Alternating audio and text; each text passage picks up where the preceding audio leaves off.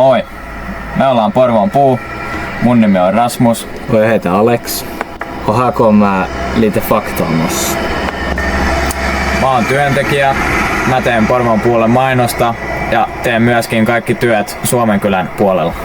Och jag också arbetar med Rasmus och så bokför jag.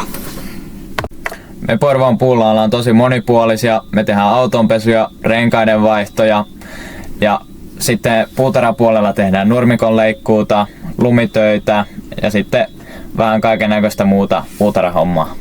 Ja, och vi hjälper dem som inte har redskap eller kan själv göra.